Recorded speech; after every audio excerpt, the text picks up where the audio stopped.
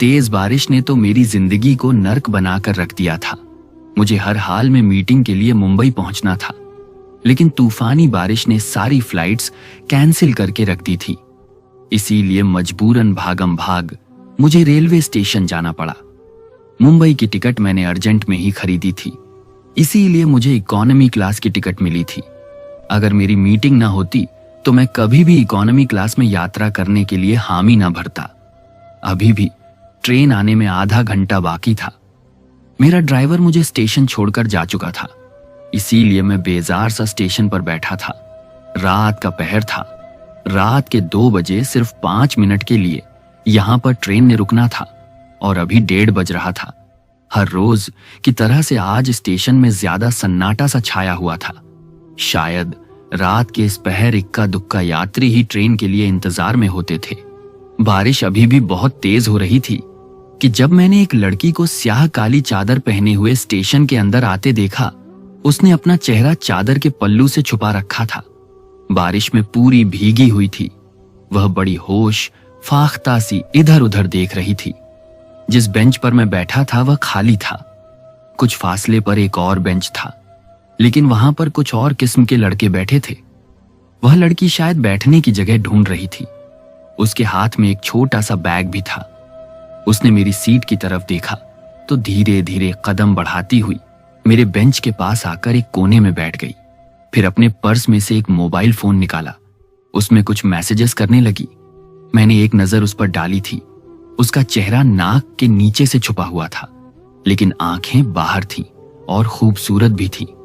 बहरहाल मैंने अपनी नजरें हटा ली। कुछ देर बाद कहने लगी, शिशी बात सुनो लड़के। मुझे उसके बोलने का अंदाज बड़ा ही अजीब लगा। मैंने पलटकर उसकी तरफ देखा। कहने लगी, मुंबई की ट्रेन कब आएगी? मैंने कहा आधे घंटे तक आएगी। कहने लगी, क्या मुसीबत है, जल्दी नहीं आ सकती? उसकी बेतुकी बात सुनकर मैं क्या जवाब दे सकता था? मैंने कोई भी जवाब नहीं दिया। एक तो बारिश की वजह से मुझे इतना लंबा सफर करना पड़ रहा था। मैं तो इस सफर के बारे में सोचकर ही परेशान था। उसके बाद कहने लगी, सुनो, तुम्हारी बोगी नंबर क्या है? मैंने तो ठीक से टिकट देखी तक नहीं थी। मैंने कहा, क्यों, आपने क्या करना है? कहने लगी, तुम्हारे बाद मैंने टिकट खरीदी है ना, तो मुझे यह देखना है कि तुम्हारी और मेरी बोगी नंबर एक ही है। मैंने जिद छोड़ते हुए अपनी जेब से टिकट निकाली और उसे अपना बोगी नंबर और सीट नंबर बता दिया। उसने अपनी टिकट चेक की, हंसने लगी। कहने लगी, यह तो एक ही है। अरे हमारी सीटें भी बराबर की ही हैं। मैंने उसकी बात पर कोई जवाब नहीं दिया। अपना मोबाइल निकाला और अपनी मां को फोन करके उनसे बात करने लगा। वक्त का पता ही नहीं चला। मुंबई की ट्रेन आई तो मैं बातें करते करते वहां पर एक चाय की दुकान पर जा चुका था। मैं चाय पीने लगा, लेकिन बातों में मुझे अंदाजा ही नहीं हुआ कि ट्रेन कब आकर खड़ी हो चुकी थी। मेरी मां भी बहुत बातूनी किस्म की औरत है। उनके किस्से शुरू होते थे तो खत्म ही नहीं होते थे। मुझसे कहने लगी, मुंबई में कुछ उल्टा सीधा मत खा लेना। मुझे पता है तुम खाने में बिल्कुल लापरवाही बरतते हो। साथ साथ चाय पी रहा था, साथ साथ अपनी मां को तसल्लियां भी दे रहा था कि मैं ऐसा कुछ नहीं खाऊंगा। मैं बोल ही रहा था कि अचानक से बड़े जोर से किसी ने मेरे कंधे पर चपत लगाई। मैंने पीछे मुड़कर देखा तो वही लड़की थी। कहने लगी, डफर हो क्या? ट्रेन आ गई है, जाना नहीं है तुमने? उसकी बात सुनकर मैं ठीक से हैरान भी नहीं हो सका था, क्योंकि ट्रेन वाकई जाने का हॉर्न बजा रही थी। मैंने फटाफट तेज कदम बढ़ाए और अपने बेंच से अपना सामान उठाया। अब भागने के से अंदाज में ट्रेन में सवार हुआ। वह लड़की पहले ही सवार हो चुकी थी। मैं जाकर अपनी सीट पर बैठा तो वह पहले से ही वहां मौजूद थी। इत्तेफाक यह था कि मेरे और उसके अलावा वहां पर कोई भी तीसरा यात्री नहीं था। कहने लगी, मैंने अपनी जिंदगी में तुम जैसा गुम दिमाग लड़का नहीं देखा। अगर मैं तुम्हें ना कहती तो तुम्हारी ट्रेन तो छूट चुकी होती। फिर क्या करते तुम? मैंने कहा, आपका बहुत शुक्रिया। मैं बहुत ही लीदी मिजाज का लड़का था। लड़कियों से सीधे मुंह बात नहीं करता था। मेरा सारा फोकस अपने बिजनेस की तरफ था। गंभीर किस्म का बंदा था और अपनी जिंदगी, अपने करियर को लेकर गंभीरता से चल रहा था। मुझे अपनी जिंदगी में बेतरतीब बिल्कुल भी पसंद न थी। चबड़ चबड़ बातें करने वाली लड़कियां तो बिल्कुल भी नहीं। रात के 2 बज चुके थे। इसलिए मैंने ठीक यही समझा कि मुझे सो जाना चाहिए। लेकिन उसी वक्त एक लड़का अपने उबले हुए अंडों की टोकरी उठाए ट्रेन में आवाजें लगाने लगा। यह मेरी पहली ऐसी यात्रा थी जो मैं इकोनॉमी क्लास में कर रहा था। मैंने अपनी जिंदगी में ट्रेन की बहुत कम यात्रा की थी। ज्यादातर तो मैं जहाज की ही यात्रा करता था। जैसे ही वह नौजवान सा लड़का वहां से गुजरा तो वह लड़की उसे पुकारने लगी, कहने लगी, ओ अंडे वाले भाई, जरा रुक ना। वह फौरन से रुक गया। उसने उस लड़के से अंडे लिए, फिर परस में पैसे देखने लगी। काफी देर पर्स खंगालने के बाद जब उसे पैसे नहीं मिले तो मुझसे कहने लगी, बात सुनो, तुम्हारे पास 500 का खुला है। मैंने नफी में सर हिला दिया। कहने लगी, अच्छा ऐसा करो, 100 का नोट निकाल के दो। जैसे ही मुंबई पहुंचेंगे तुम्हें तुम्हारा 100 का नोट लौटा दूंगी। पता नहीं वह लड़की कैसे किसी अजनबी से इतना बेतकल्लुफ हो सकती थी। मैंने अपनी जेब से बटुआ निकाला, 100 का नोट उसे पकड़ा दिया। उसने अंडे वाले को पैसे दिए और उससे अंडे लेकर खाने लगी। फिर एक अंडा मेरी तरफ बढ़ा दिया, कहने लगी, खा लो। मैंने नफी में सर हिलाया। मैंने कहा, नहीं, मुझे इसकी जरूरत नहीं है। कहने लगी, इसकी जरूरत नहीं है, सर्दी देखो कितनी है, और सर्दियों की बारिश में इंसान को उबले अंडे लाजमी खाने चाहिए। मेरी दादी मां बताती थी। मैंने कहा, मुझे नींद आ रही है, मैं सोना चाहता हूं। कहने लगी, तो मैंने तुम्हें रोका है, सो जाओ। लेकिन मुझे तुम्हें देखकर पता नहीं क्यों ये लगता है जैसे पक्के मजनू हो। सच बताओ, किसी लड़की से धोखा खा के आए हो। उसकी इस तरह की बेतकल्लुफी पर मुझे गुस्सा आने लगा। मैंने कहा, आप अपने काम से काम नहीं रख सकती। जब से बैठी हैं बोले चले जा रही हैं। मैंने आपसे पूछा है कि आप अकेली क्यों यात्रा कर रही हैं। मेरे सख्त लहजे से सवाल करने पर वह कुछ गड़बड़ा सी गई। कहने लगी, मत बताओ, मिर्ची क्यों चबा रहे हो, बंदा आराम से भी बात कर सकता है। मैंने कौन सा तुम्हारे सर पर बंदूक तान के पूछा है। नहीं बताना मत बताओ, अंडा नहीं खाना तो वह भी मत खाओ। अपना बैग रखकर उसी पर सर रखकर फिर कहने लगी, देखो मैं हक तो नहीं रखती तुम्हें यह कहने का, लेकिन मेरी दादी माँ ने कहा था, जूते पहनकर सोने से ना बिस्तर पर सांप आ जाते हैं और मुझे सांप से बहुत डर लगता है। प्लीज अपने शूज उतार के ना साइड पर रख दो। जितनी वह देखने में खूबसूरत थी, पता नहीं बात इतनी क्यों करती थी, और मुझे बातूनी लड़कियों से सख्त चिढ़ थी। मैं उससे बहस नहीं करना चाहता था, इसीलिए अपने शूज उतार कर एक साइड पर रखे और अपनी आंखों पर बाजू रखकर सोने की कोशिश करने लगा। लेकिन मैं नहीं जानता था कि अगले आने वाले स्टेशन पर मुझ पर कयामत टूट पड़ेगी।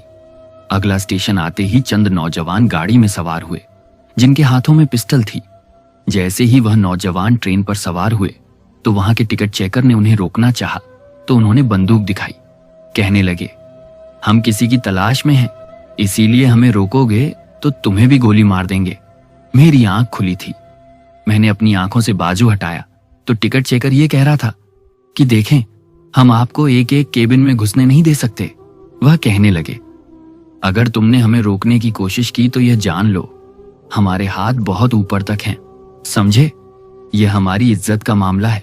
बहरहाल मुझे बाहर होने वाले शोर से कोई खास मतलब नहीं था। मेरी नजर उस लड़की पर पड़ी तो वह अपना पूरा चेहरा छुपाए डरी सहमी बिल्कुल खिड़की से बाहर देखे जा रही थी। मैंने गौर किया तो उस पर लर्ज सा तारी था। हालांकि वह कोई डरपोक सी लड़की ना थी। बहरहाल कुछ नौजवान हमारे केबिन में भी आ गए। मैं उठकर बैठ गया। वह टिकट चेकर भी उनके साथ था। वह उस लड़की से कहने लगे, ऐ लड़की, अपने चेहरे से ये चादर का घूंघट हटाओ, हमें अपना चेहरा दिखाओ। लेकिन वह कहने लगी, मैं क्यों अपना घूंघट हटाने लगी भला? देखो, मैं यहां पर अपना चेहरा किसी को नहीं दिखाऊंगी। मेरा पति बड़ा सख्त मिजाज है। फिर मुझसे कहने लगी, अजी सुनते हो क्या? जरा देखो तो इन्हें, ये क्या कह रहे हैं? वह मुझसे न जाने क्यों ऐसा बोली। मैंने हैरत से उसे देखा। कहने लगी, यह मेरा पति है। देखो, मेरे पति के बहुत बड़े बड़े लोगों से संबंध है। अगर तुमने मुझे चादर हटाने के लिए जबरदस्ती की तो यह तुम पर केस कर देगा। मैं तो उस चालाक लड़की को देखकर हैरान हुआ था। फौरन से अपनी सीट से उठकर मेरे पास आकर बैठ गई। मैंने कहा, यह क्या बदतमीजी है? उसने मेरा हाथ पकड़कर दबा दिया। मुझे फटी फटी नजरों से देखने लगी, इशारा करने लगी कि मैं उसकी इज्जत रख लूं। लेकिन मैं नहीं जानता था कि उसकी बात पर हामी भरना मुझे इतना महंगा पड़ सकता है। मैंने कहा, हाँ हाँ, ये मेरी पत्नी है। मैं इस चीज की इजाजत आपको नहीं देता कि आप इसे बेपर्दा करने की कोशिश करें। नौजवान अंदर आ गए, कहने लगे, पिछली 4 बोगियों से हम देखते आ रहे हैं, बस आपकी पत्नी ने ही घूंघट किया हुआ है।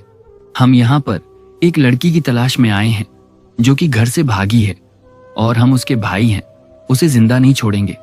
हमें खबर मिली है कि वह इसी ट्रेन में है। देखो, अगर तुम्हारे बड़े बड़े लोगों से संबंध हैं तो हमारे भी बहुत से संबंध हैं।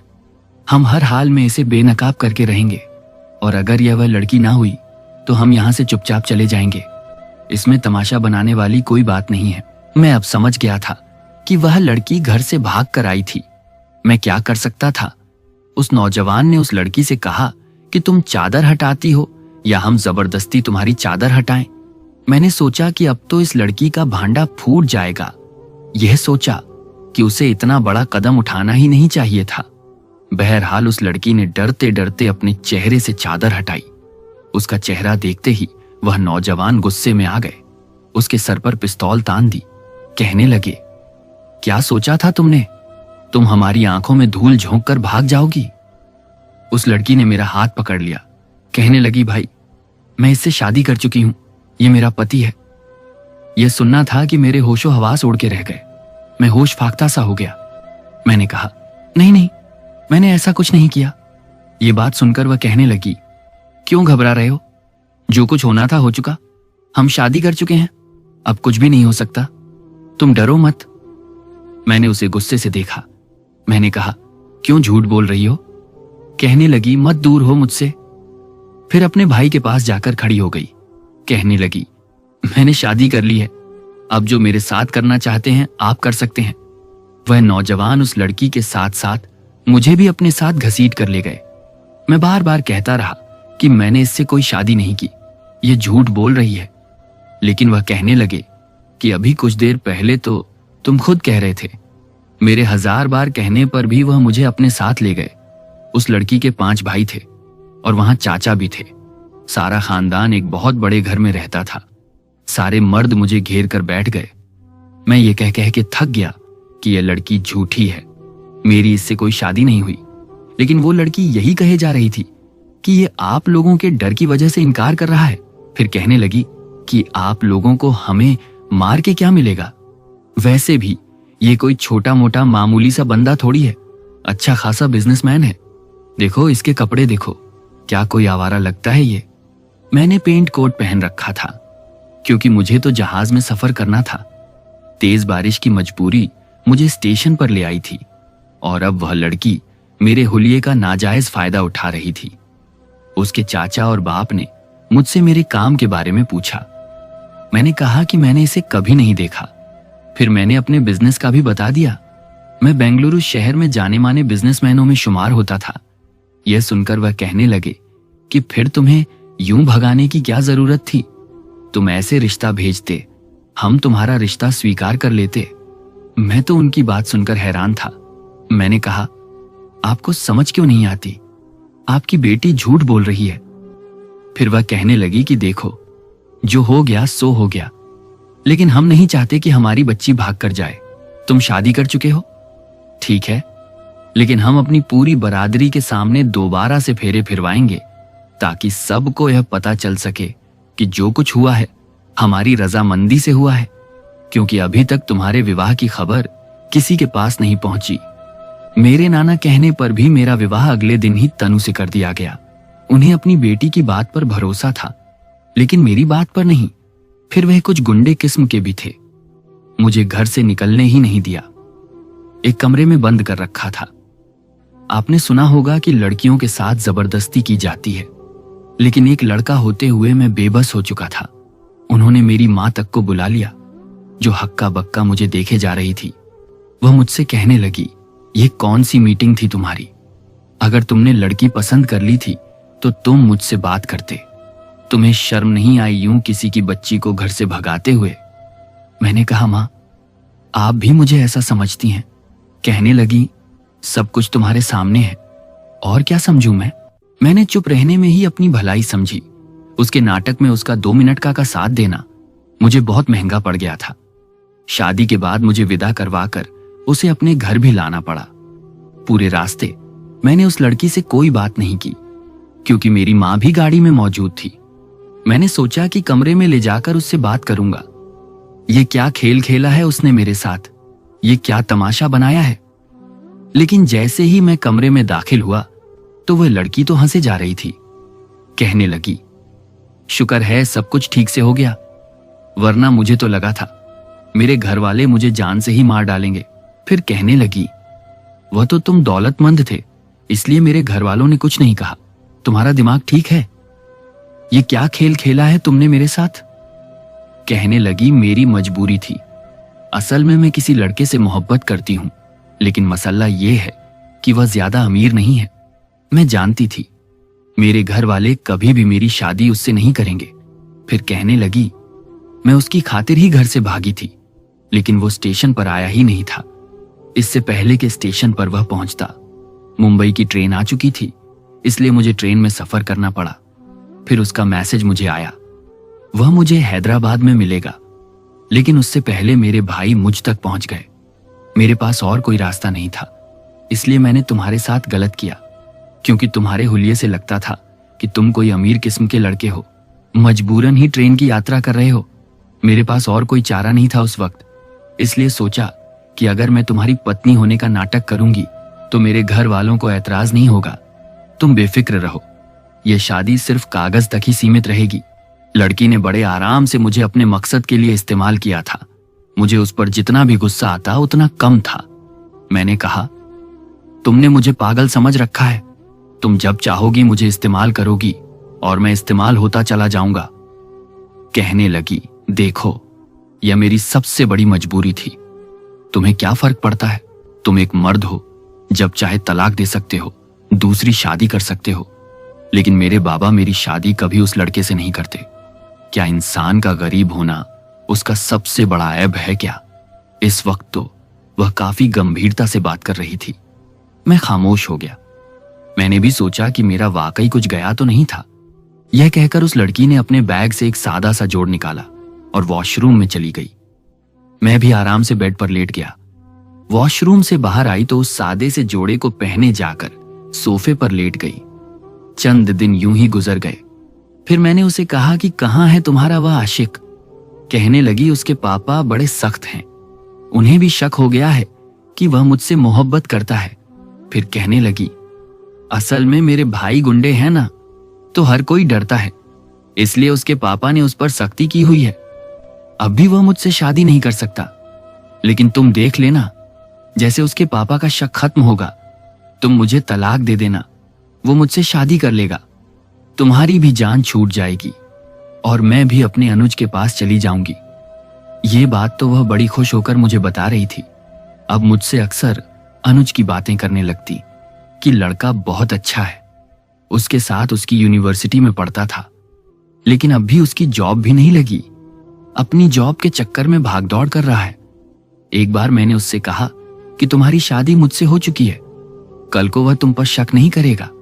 मेरी बात सुनकर वह हंसने लगी। कहने लगी, नहीं करेगा।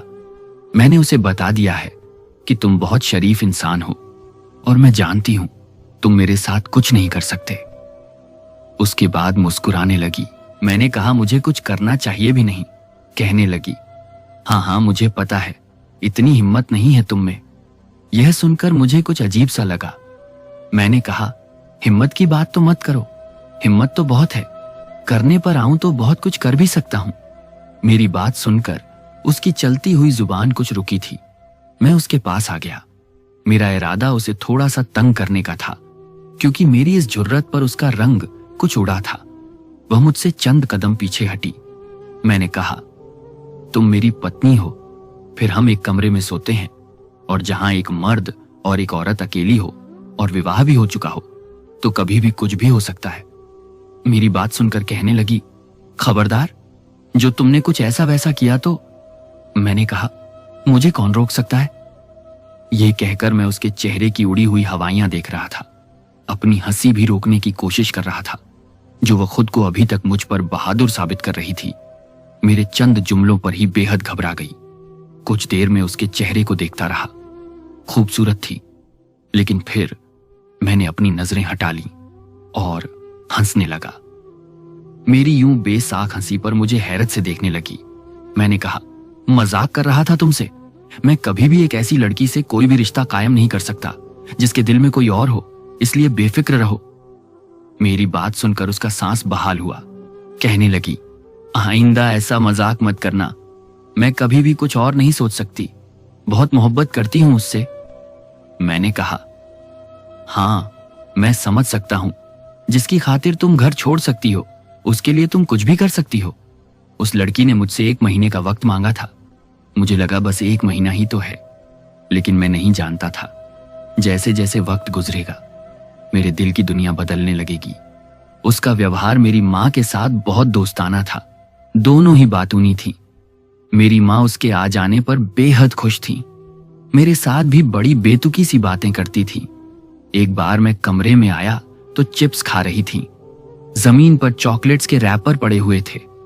कमरे का हुलिया भी कुछ बिगड़ा हुआ था और वह टीवी पर मूवी देख रही थी। मैंने कहा, यह सब क्या है? तुम्हें तमीज नहीं है? ऐसे रहते हैं कमरे में? कुत्ता भी अपनी जगह पर बैठे तो उस जगह को साफ करके बैठता है। मेरी बात सुनकर हंसने लगी। कहने लगी, मैं जानवर नहीं हूं। वैसे भी मुझे ऐसे लोग बिल्कुल पसंद नहीं है जो किसी मशीन की तरह से जिंदगी गुजारे, घड़ी की सुइयों के मुताबिक सांस ले। कभी कभी बेतरतीब भी बहुत अच्छी लगती है। तुम्हें तो जिंदगी गुजारने का ढंग ही नहीं आता। मैंने कहा, क्या जमीन पर चॉकलेट के रैपर फेंकना, बिस्तर पर बैठकर खाना, कमरे का हुलिया बिगाड़ना, क्या ये ढंग है? इसे तुम जिंदगी कहती हो? वह कहने लगी, कभी तुमने अपनी जिंदगी पर गौर किया है? तुम्हारी जिंदगी में कोई जान ही नहीं है। बस सीधा सीधा ऑफिस जाते हो, ऑफिस से घर आते हो, हर चीज तुम्हें परफेक्ट मिल जाती है और तुम इसी में खुश हो। कभी एक दिन मेरे साथ गुजारो तो तुम्हें पता चले जिंदगी क्या होती है। मैं उसकी बात हैरत से सुन रहा था। अगले दिन इतवार था। मैंने कहा, ठीक है, कल का दिन मैं तुम्हारे साथ गुजार के देख लेता हूं। मुझे भी तो पता चले कि तुम्हारे नजदीक जिंदगी क्या है। मेरी बात सुनकर वह बेहद खुश हुई। कहने लगी, कल का दिन तुम्हें अपनी जिंदगी का यादगार दिन लगेगा। मैंने कहा, देखते हैं। यह कहकर मैंने बेड से तकिया उठाया और उसके हाथ में दबाया। मैंने कहा, जाओ जाकर अपनी जगह पर सो। वह सोफे पर जाकर लेट गई। अगले दिन सुबह ही सुबह उसने मुझे उठा दिया। मुझे अपने साथ समंदर पर ले गई। समंदर तो मैं पहले भी बहुत दफा गया था, लेकिन तनु के साथ पहली बार गया था। उसकी मर्जी से ही मैंने एक आम सा ट्राउजर और शर्ट पहनी थी, वरना बाहर निकलते वक्त मैं बिल्कुल तैयार होकर निकलता था। आम कपड़ों में कभी नहीं जाता था। समंदर पर उस वक्त भीड़ बहुत कम थी। समंदर देखकर तो उसके चेहरे की खुशी काबिले दीद थी। मुझे कहने लगी, आओ ना, पानी में चलते हैं। मैंने कहा, नहीं, मुझे यह सब पसंद नहीं है। बस मैं दूर से ही समंदर देखना पसंद करता हूं। तो वह मेरे पास आई, बड़ी बेतकल्लुफी से मेरा हाथ पकड़ा।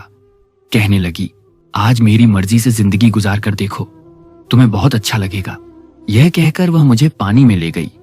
पानी जब मेरी पिंडलियों तक पहुंचा तो मैंने उसका हाथ पकड़कर रोक दिया।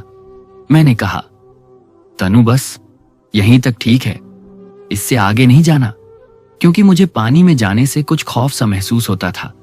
अब एक मर्द होकर इस बात का इजहार नहीं कर सकता था। कहने लगी, उसके बाद ही तो समंदर में जाने का मजा आता है। आओ ना, मैं हूं ना तुम्हारे साथ, कुछ नहीं होगा तुम्हें, इतना डरा मत करो। उसकी बात सुनकर मुझे हैरत हुई। मेरी हालत को वह कैसे समझ गई? मैंने कहा, मैं डरता नहीं हूं। कहने लगी, मैं जानती हूं, तुम्हारे चेहरे पर साफ लिखा है कि तुम्हें पानी से खौफ महसूस होता है। वह मुझे पानी में ले गई। मुझे गुस्सा उस वक्त आया जब उसने पानी की छींट मुझ पर उड़ाई। बिल्कुल बचकाना हरकतें थीं उसकी। मैंने कहा, ये क्या बदतमीजी कर रही हो? कहने लगी, लाइफ को एंजॉय करो। वो बार बार मुझ पर पानी फेंक रही थी। पहले तो मैं उसे मना करता रहा, वो बाज नहीं आई तो मैंने भी उस पर पानी फेंकना शुरू कर दिया। जिंदगी का नया रंग देखा था मैंने, उसके साथ खूब एंजॉय किया था। पानी से बाहर आने के बाद वह मुझे एक गोल गप्पे के ठेले पर ले गई। गोलगप्पों की 2 प्लेटें बनवाई। मैंने कहा, मैं ये नहीं खाऊंगा। मैंने कभी भी ठेले की चीज नहीं खाई। हमेशा एक अच्छे रेस्टोरेंट से खाता हूं, तुमने खाना है तो शौक से खाओ। कहने लगी, यही तो मसला है तुम्हारा, तुमने अपने आप को बस पाबंद कर रखा है। फलां कंपनी का पानी पीना है, फलां रेस्टोरेंट से खाना खाना है। ऐसे नहीं होता, तुम मेरे साथ मुकाबला करो। हम दोनों में से जो पहले गोलगप्पे खत्म करेगा तो हारने वाला उसकी एक बात जरूर मानेगा। पता नहीं क्यों, लेकिन मैं उसकी बात पर राजी हो गया। मुझे उम्मीद नहीं थी, लेकिन मैं उससे जीत गया। तो वह मुझसे पूछने लगी कि बताओ, मैं तुम्हारी क्या बात मानूं। मैंने कहा कि अभी मैं नहीं बताऊंगा। रात तक मैंने तनु के साथ ही वक्त गुजारा। एक आम से होटल से खाना खाया जो बहुत ही मजे का था। पानी भी एक आम स्टील के गिलास में पिया, और वह भी नलक्के का। वो हर चीज मुझे खिलाने के बाद ये कहती थी, देखा, कुछ हुआ तुम्हें? नहीं हुआ ना, कुछ भी नहीं होता। ये जो बड़े बड़े रेस्टोरेंट होते हैं ना, ये भी खाना ऐसे ही बनाते हैं, बस अच्छी प्लेटों में हमारे सामने पेश कर देते हैं। तो हमें लगता है कि सफाई सुथराई का ख्याल रखा गया है, लेकिन अगर तुम इनके किचन जाकर देखो तो इस ढाबे वाले से भी ज्यादा गंदे होते हैं। उसने मुझे जिंदगी एक अलग नजर से दिखाई। वह बहुत अच्छी थी। पहली बार मुझे लगा वाकई मैंने जिंदगी को जिया है, गुजारा नहीं है। उसके बाद मेरी बेतकल्लुफी तनु से बढ़ने लगी। मुझे वो अच्छी लगने लगी। एक बार मुझसे कहने लगी, तुम्हें पता है, अनुज ने मुझे जिंदगी जीने का ढंग सिखाया है, वरना मैं तो बहुत डरती थी अपने भाइयों से। मेरे घर का माहौल बहुत सख्त था। बस फिर अनुज की तारीफें करने लगी, उसके बारे में बातें करने लगी। लेकिन पहली बार मुझे उसके मुंह से अनुज का नाम बुरा लग रहा था। मुझे उसकी बातें भी बुरी लग रही थी। मैंने कहा, तनु, तुम मुझसे अनुज की बातें मत किया करो। मेरे यूं कहने पर वह हैरान थी। कहने लगी, क्यों ना किया करूं, हम दोस्त हैं ना। तुम भी अपनी किसी माशूक लड़की का किस्सा मुझे सुना दो, हो सकता है कोई लड़की तुम्हारी जिंदगी में भी आई हो। मैंने कहा, नहीं, कोई नहीं है। मैंने कभी किसी लड़की को इतनी गौर से देखा ही नहीं। बस तुम उसका जिक्र मेरे सामने नहीं किया करो, मुझे अच्छा नहीं लगता। वह कहने लगी, क्यों अच्छा नहीं लगता?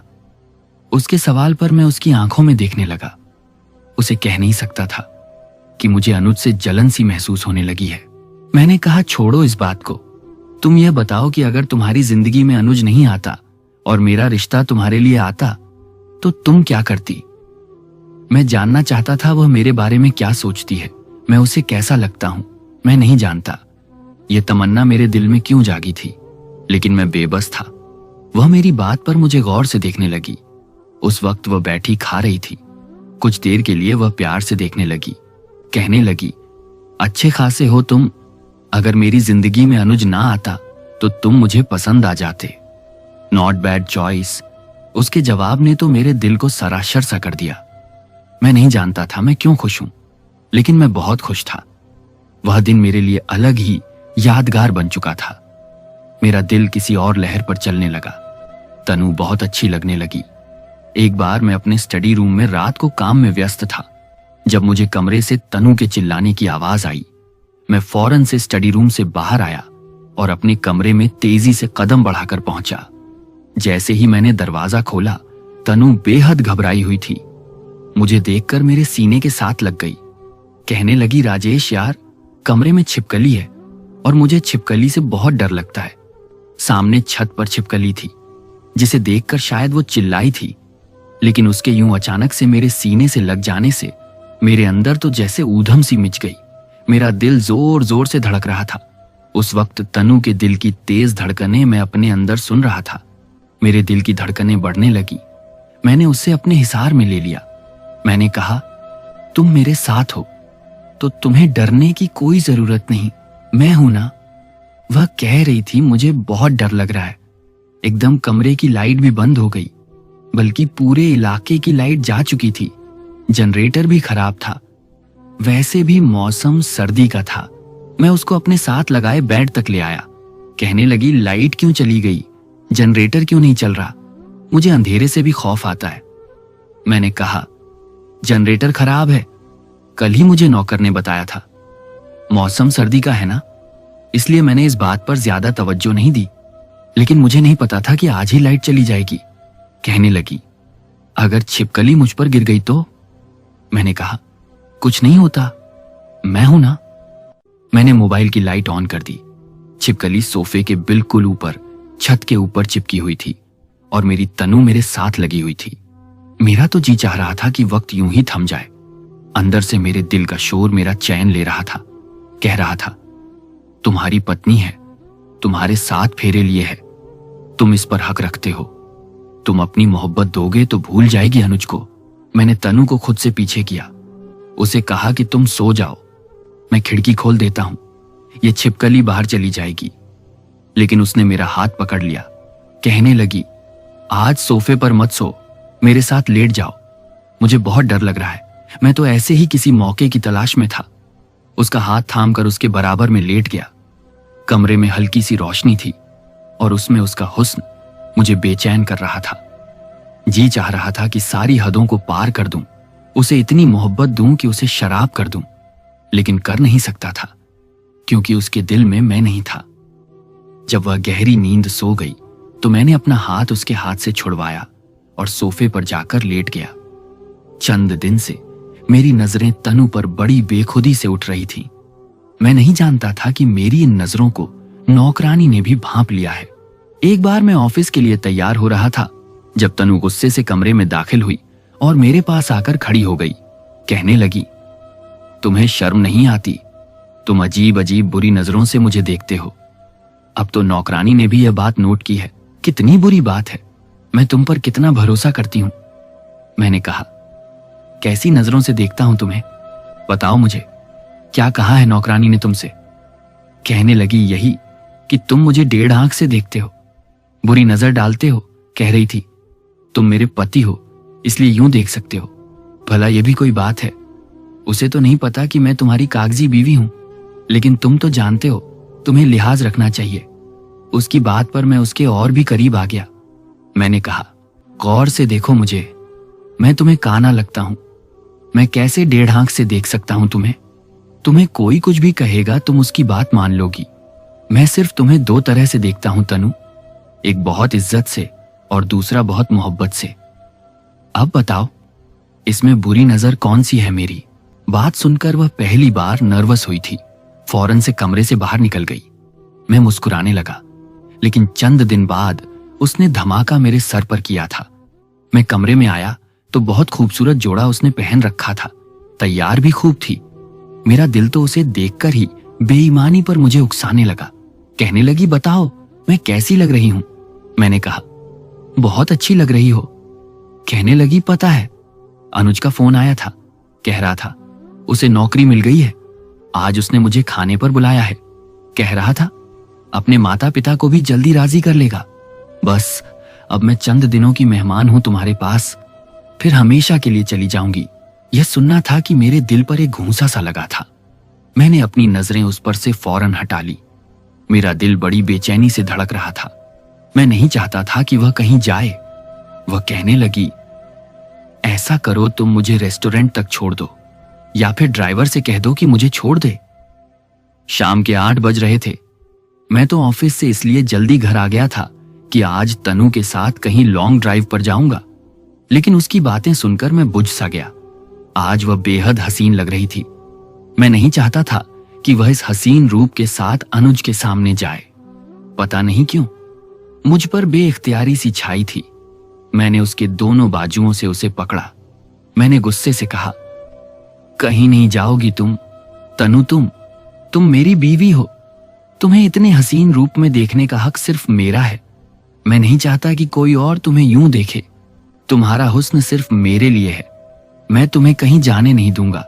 वह कहने लगी, तुम्हारा दिमाग तो ठीक है, मैं तुमसे तलाक लेना चाहती हूं। तुम जानते हो सब कुछ। मैं तो जैसे हिजानी हालत में आ चुका था। मैंने कहा, मैं तुम्हें तलाक कभी नहीं दूंगा, समझी? भूल जाओ अनुज को। अपने दिल के मुंहजोर जज्बों पर मैं बेइख्तियार होकर बोल गया था। वो मुझे हैरत से देखे जा रही थी। उसने मुझे खुद से आजाद किया। कहने लगी, पागल हो गए हो क्या? मैं तुम्हें पहले भी कह चुकी थी कि मैंने तुमसे मजबूरी में शादी की थी। मैंने कहा, तो मैं क्या करूं? मेरा दिल नहीं मानता। तुम्हें खोना मेरे बस में नहीं है। मैं तुम्हें तलाक नहीं दे सकता, तनु कभी भी नहीं दे सकता। यह कहकर मैं कमरे से बाहर आ गया। स्टडी रूम में आकर बैठ गया। सिगरेट पीने लगा। कुछ देर बाद वह मेरे कमरे में आई। काफी गुस्से में थी, आंखें भी रो रो कर सूजी थीं। कहने लगी, मैं मर जाऊंगी अनुज के बगैर। मैंने उससे मोहब्बत की है, तुमसे नहीं। राजेश, मुझे तलाक चाहिए। मैंने बड़ी मुश्किल से यह बात जब्त की थी। अपनी आंखों में आने वाले आंसुओं को मैं जब्त नहीं कर पा रहा था। मेरी आंखों से आंसू झलक रहे थे। मैंने कहा, ठीक है, तुम्हें तलाक चाहिए। 2 दिन के अंदर अपने अनुज से कहो कि अपने माँ बाप को राजी कर ले। मैं और ज्यादा आजमाइश नहीं दे सकता। मेरी मोहब्बत मेरा मसला है, मैं सह लूंगा, लेकिन मैं तुम्हें बार बार अपनी नजरों के सामने रख के अपने घर में रखकर नहीं रुक सकता। मैंने कहा, जाओ यहां से, अब मेरे सामने मत आना। कहने लगी, मेरा मकसद तुम्हारा दिल तोड़ना नहीं था। मैंने कहा, तनु जाओ यहां से। तुम्हारा मकसद क्या था, क्या नहीं? मैं यहां पर सिर्फ तुम्हारे मकसद पूरे करने के लिए नहीं हूं। एक जीता जागता इंसान हूं, अपने अंदर दिल भी रखता हूं और जज्बात भी। आसान नहीं होता एक मर्द के लिए अपनी पत्नी के साथ एक कमरे में बिना छुए उसके साथ रहना, लेकिन मैंने यह आजमाइश दी है। अब और इम्तिहान नहीं दे सकता। या तो मेरी जिंदगी से हमेशा के लिए चली जाओ और 2 दिन के अंदर ही चली जाओ, या फिर मैं तुम्हें कभी भी जाने नहीं दूंगा। तुम्हारे पास सिर्फ 2 दिन है। मेरी बात सुनकर वह कमरे से बाहर चली गई। मैंने पूरी रात स्टडी रूम में सिगरेट पी पी कर गुजारी थी। अगली सुबह मुझे बुखार हो गया था, लेकिन मैं तनु के कमरे में नहीं गया। गेस्ट रूम में जाकर लेट गया। बुखार की शिद्दत ज्यादा थी, इसलिए मैं अधकचरी नींद में था। मुझे लगा जैसे मुझे माथे पर कोई पानी की पट्टियां कर रहा है। देखा तो तनु थी। मैंने गुस्से से उसका हाथ झटक दिया। मैंने कहा, यहां क्या करने आई हो? जाओ यहां से। वह कहने लगी, तुम्हें बहुत तेज बुखार है। मैंने कहा, मर तो नहीं गया ना मैं? मर भी जाऊं तो तुम्हें कोई फर्क नहीं पड़ेगा। जाओ यहां से। मेरी बेरुखी पर वह वहां से आंसू बहाते हुए बाहर चली गई। मैं भी क्या करता, इंसान था, पत्थर तो नहीं था। जब मेरा बुखार कुछ टूटा तो मैं कमरे से बाहर आया। यह नौकरानी से पता चला कि वह घर से जा चुकी है। 2 दिन मैंने बड़ी मुश्किल से काटे थे। समझ गया था कि अब वह वापस नहीं आएगी। मैंने अपने वकील से डाइवोर्स पेपर्स तैयार करने के लिए कह दिया था। माँ अलग परेशान थी। मुझसे कहने लगी कि कब तक तनु मैके बैठी रहेगी। मुझे तो अपना घर खाली खाली सा लग रहा है। राजेश, जाओ उसे वापस लेकर आओ। मैंने कहा, अब नहीं आएगी वो। कहने लगी, क्यों नहीं आएगी? मैंने कहा, मां मेरा तनु से झगड़ा हो गया है, मैं उसे तलाक दे रहा हूं। मेरी मां ने चौंक कर मेरे मुंह पर थप्पड़ मार दिया। कहने लगी, जरा सी बात पर तलाक दोगे? जान नहीं ले लूंगी मैं तुम्हारी। मैं उन्हें क्या बताता कि मेरी जान ही तो निकल चुकी है। पता नहीं वो क्यों मेरी जिंदगी में आई थी। मेरा सब कुछ मुझसे छीन कर जा चुकी थी। वकील ने डाइवोर्स के पेपर्स तैयार कर दिए थे। मैंने तनु को कॉल की। पहली बेल पर उसने फोन उठाया। मैंने कहा कि तलाक के पेपर्स तैयार हो गए हैं, तुम कोर्ट में ही आ जाना, मैं भी साइन कर दूंगा और तुम भी साइन कर देना और फिर अनुज से कर लेना शादी। उसने मुझे कोई जवाब नहीं दिया। अगले दिन कोर्ट में वो वकील के सामने मौजूद थी, लेकिन आंखें बुरी तरह से सूजी हुई थीं। मैंने बस एक नजर उसे देखा था और दिल तड़प कर रह गया था कि अब वह क्यों रो रही है। उसे उसकी हर खुशी मिलने जा रही थी, फिर रो रो कर आंखें उसने क्यों सुझा रखी थी। सामने रखे तलाकनामे पर साइन करने से पहले मेरे हाथ बुरी तरह से कांप रहे थे। मेरा जी नहीं चाह रहा था कि मैं उस पर साइन करूं। मेरे हाथों की कपकपाहट तनु भी देख रही थी। एकदम से उसने वह कागज पकड़े और फाड़कर कई टुकड़ों में तकसीम करके मेरे साथ लगकर रोने लगी। कहने लगी, राजेश, मुझे तलाक नहीं चाहिए।